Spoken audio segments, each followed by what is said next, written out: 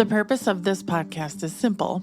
We want you to get to know your doctor before meeting them in person, because you're making a life-changing decision and time is scarce. The more you can learn about who your doctor is before you meet them, the better that first meeting will be. There's no substitute for an in-person appointment, but we hope this comes close. I'm your host, Eva Shea, and you're listening to Meet the Doctor.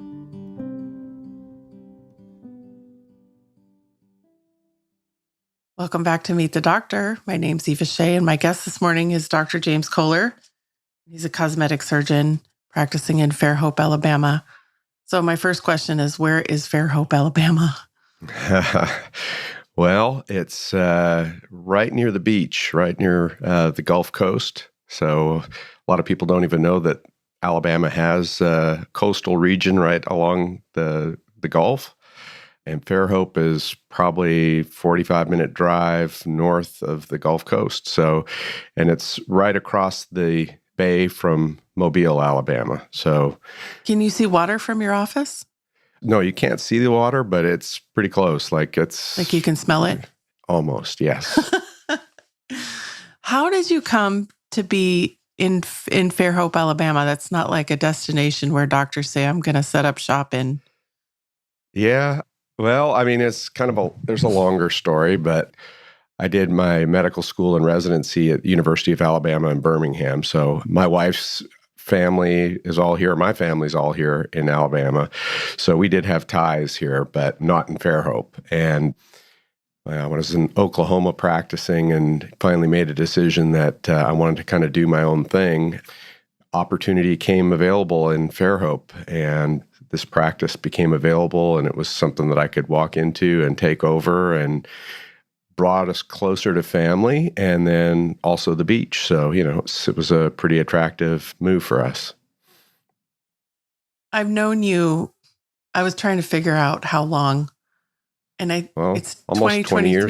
It's definitely over 15 years.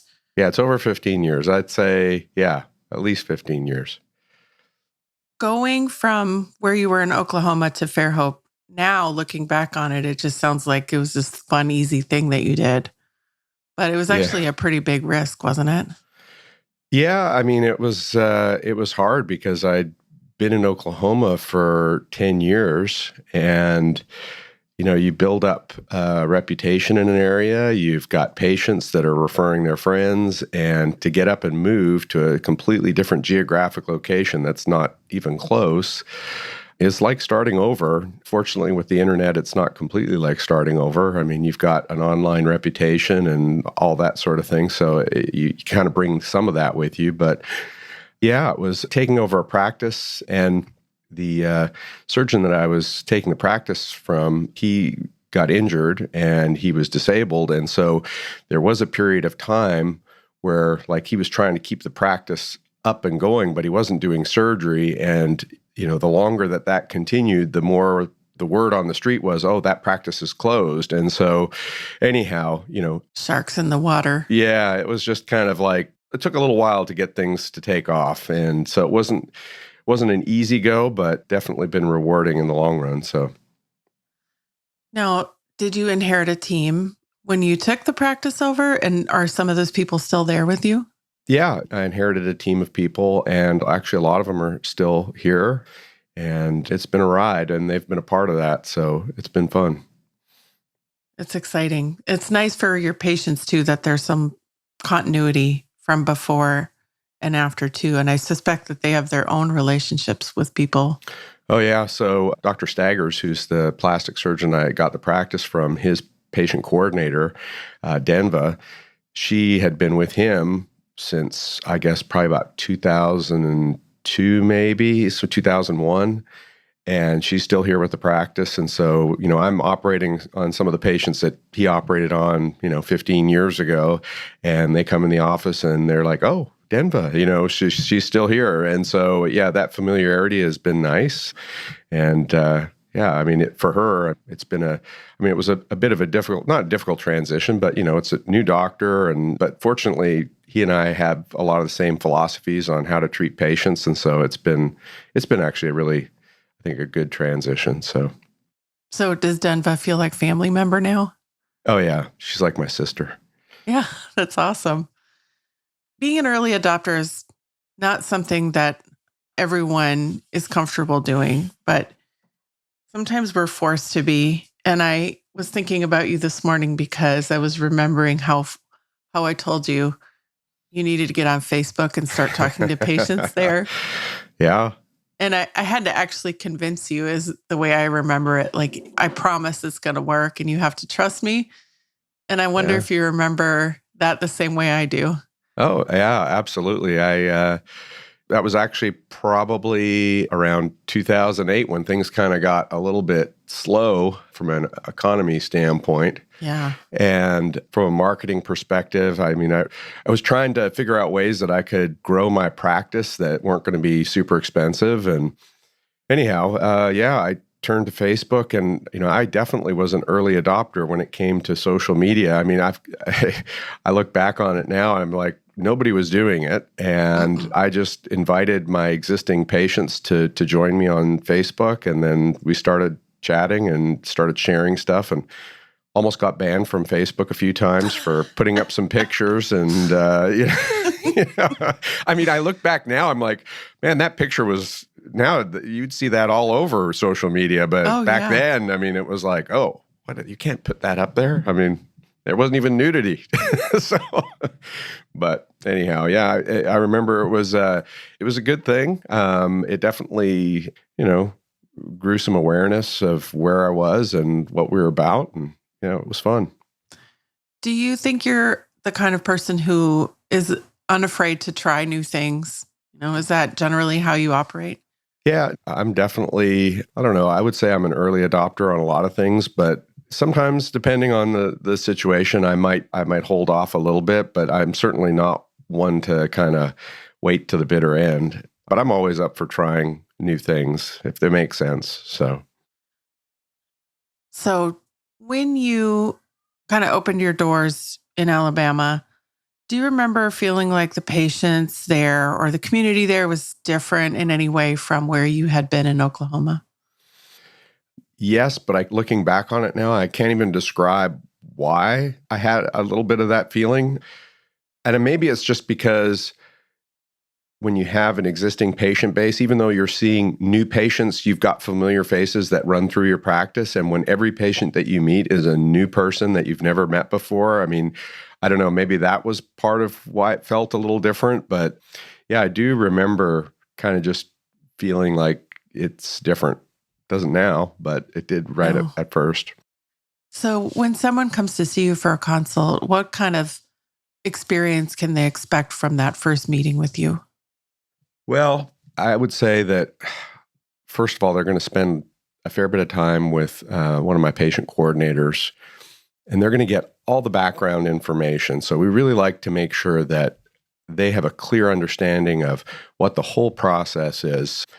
And then when they get to see me and I've had a chance to examine them, I think the one thing that, I mean, I try to still live by this today is like, when I'm offering treatment plans to patients, I really want to try to offer them, like, if this was my family member, what would I want to do? And I feel like if I do that every single day and just try to treat people like I want my family members treated, then we're going to be in good shape. And so, I mean, we just give them an honest opinion of what I think they can expect and what they can achieve. And we try to build the expectations correctly. I think with social media and just so much information that's out there, and of course, every doctor wants to present their best work, and we all do. I mean, we're proud of the good work we do, but not everything's a home run, and not every patient that comes in has the body shape or body type or face type that's going to allow you to get that kind of home run result. And so I try to make sure that we don't want to make it sound like, oh, you might not get what you want, but we got to be real. I think we can make big improvements. We just might not get that picture that you're showing me on Instagram. That's not going to happen. So we try to just get them information, give them a good detailed treatment plan that they can think about, and build the expectations to where we can get them. That's kind of what it's about in the consultation. I read through dozens and dozens of reviews about you and your team. And in fact, you have over 1,100 reviews on just Real Patient Ratings, which is, to me, one of the most trustworthy places to read reviews because I know it's coming from surveys and that those surveys go to literally every single one of your patients. Yeah. Well, actually, one of the prouder moments, I guess, that we had, like after I bought this practice and had been here for several years, they had this global aesthetics awards thing that, I've never even really heard about, to be honest with you. But I got this email saying, hey, you've been nominated for this global aesthetics award for, it was like, I can't remember what it was, patient satisfaction or something to do with patient satisfaction. And it was based off of our real patient ratings reviews. And there were, I think, 8 doctors throughout the country that got nominated, and it was based off of these patients, surveys. And anyhow, I didn't win it, but I was, in the top 8 in the country for that, and I thought that was pretty cool. So that is remarkable. In fact, when you anonymously survey, and as a business owner, this is a really hard thing to do, is to say to the people who you see every day, I want you to give me feedback, but I don't want to know who you are because I can't even fix it if you're anonymous. It takes a lot to do that and to put yourself in the position where you are asking for that kind of feedback. And reading through them all, there were some things that stood out to me, and these words came back over and over and over: helpful, positive, friendly, and listened. Also, transparency, I saw quite a few times in there.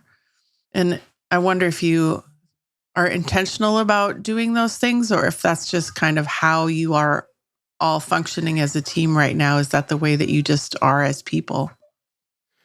Well, I think a lot of the credit has to go to, yes, like my staff. I love my team. I think we all have kind of agreed on what our philosophy as a group is and what we want to achieve. And everybody is bought into that. So it's not forced. It's something that really kind of comes naturally to everybody that works with me. But we know we want to treat people the way we want to be treated. And it's a very simple, it's a simple philosophy. And I think the fact that we really enjoy what we do just comes across. One of the things in my clinic, my staff are always not laughing, but we laugh, we have a good time.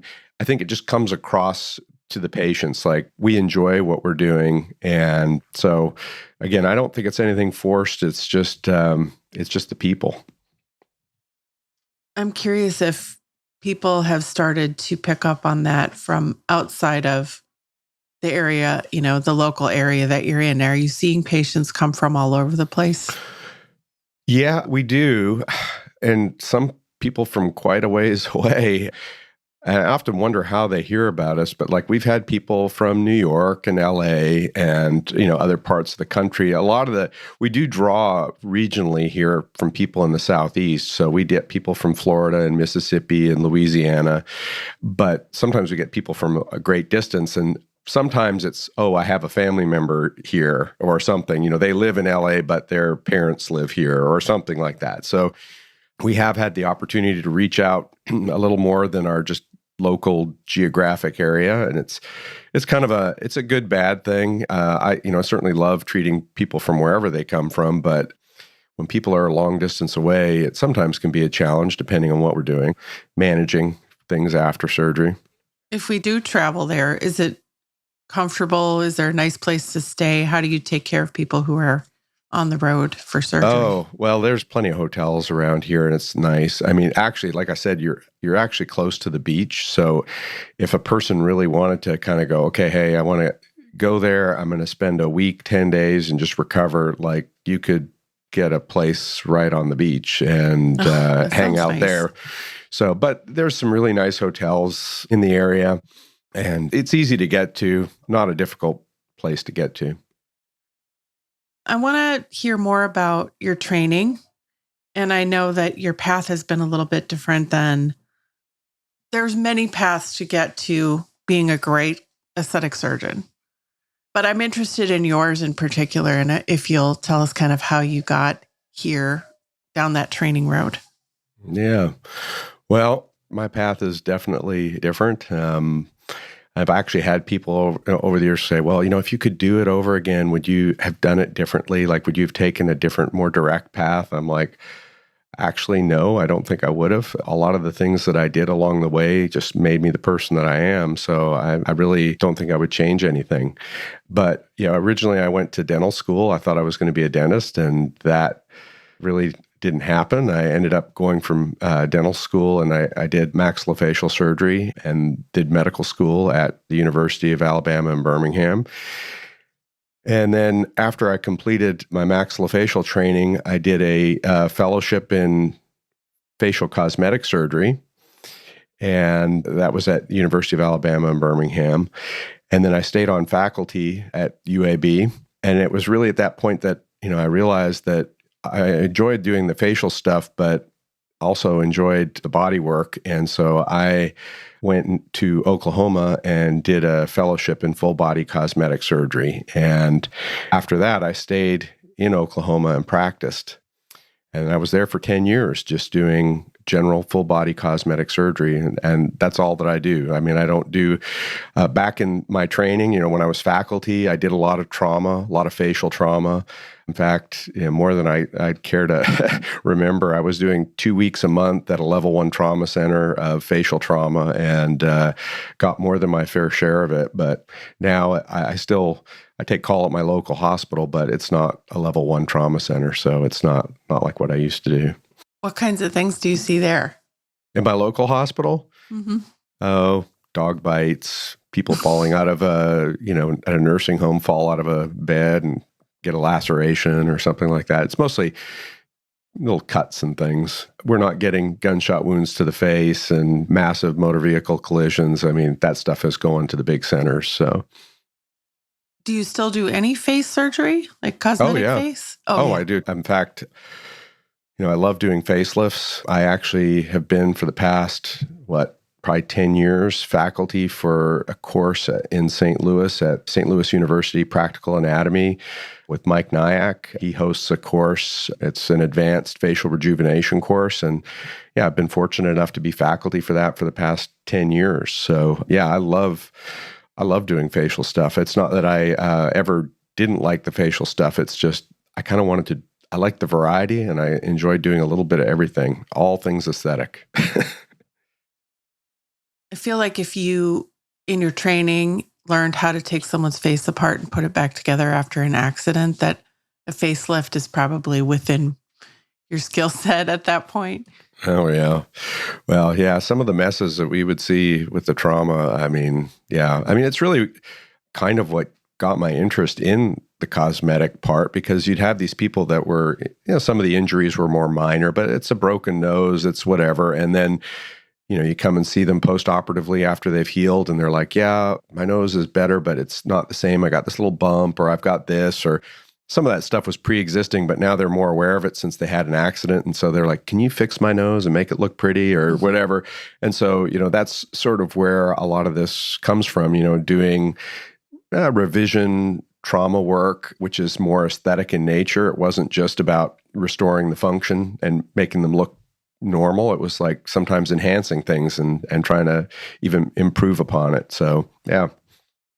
Yeah, I had a friend once who was, this is like dumb, like stuff we did in our 20s. She was sitting on her husband's shoulders, and this was like 2 a.m. in the middle of nowhere too. We were like at the river or something. And she fell off and landed on her face on the deck and broke her nose. And the first thing she said was, oh, good, I get to get a rhinoplasty now. There you go. There's your excuse. I never forgot that. Like, there's people out there just waiting. Well, it's kind of funny because I still see some patients that when I was 5, I fell. That's why I have this bump on my nose. And it's almost like they're trying to give themselves justification for they're giving themselves permission to fix this thing that they don't like.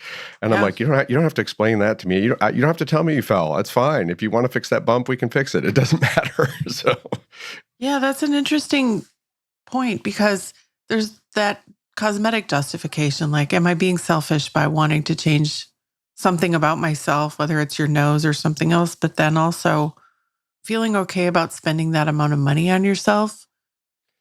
Yeah, I think where I probably see that fairly frequently is young mothers after having kids. And I just had a lady a week or two ago who's like, her kids were all stressed out. Young kids were stressed out that she was having surgery. And then, that whole like, am I being selfish? I got to worry about my kids and I'm spending this money on myself instead of, my family or whatever. And it was, I said, listen, I've been down this road plenty of times and I get it, like there's a guilty feeling that comes along with that. But at the same time, when it's all said and done and after they've done it, they're like so grateful that they did it and they want to do something for themselves, like they're giving. And sometimes it's okay to say, there's got to be something for me and do it for yourself. I wonder if we would feel as guilty if it was like getting your teeth fixed or losing weight, because there's lots of physical transformations that we go through that are, I think, kind of in the same category. And that includes having surgery.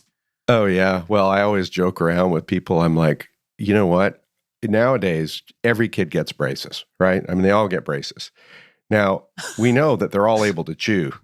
Okay. And, so don't tell me that they're getting braces because they can't chew food properly. I mean, they're doing just fine, but every parent gets their kid braces because they want them to have straight teeth. And it's an appearance thing. They want to have nice straight teeth. So, I mean, we can say, functionally, their teeth don't come together right, but I promise you they're getting that food in. There's a few rare circumstances where maybe that doesn't happen, but it's just what it is. I think you and I are probably about of the age where braces were still really optional. And the kids who got them were either like their teeth were so disastrous that they had no choice. But there were lots of us who were just sort of like, it's pretty good, so we're going to leave it alone. That would never happen today. Well, no. I mean, and it's cool to have braces. The kids all want to have colored, I don't know. They all enjoy getting those colored elastic bands and whatnot. So I would say, I don't know if it's cool, but it's certainly not uncool. Yeah, I think if everyone's doing it, it just is. But like my sister had headgear and boy, I tortured her. She looked so ridiculous. Yeah. Yeah, that's funny. Speaking of sisters, or of kids, really, tell us about your family a little bit. Yeah. So I just had my 23rd wedding anniversary. So I've been married for 23 years and I've got 3 kids. 2 of them are in college. In fact, they're both graduating this year. My oldest is 22 and he's graduating from UAB, my alma mater. He's got an honors degree in biology. And then I think he's thinking of doing physical therapy. And then my daughter, she's 21. She's at Liberty University and she's doing a degree in business. And she wants to do nonprofit work. That's kind of her passion. And then I've got my youngest, my sort of caboose. He's 15 and he just started high school. So yeah, so 2 graduating college, 1 starting high school. So how did they feel about moving to Alabama when you guys left Oklahoma?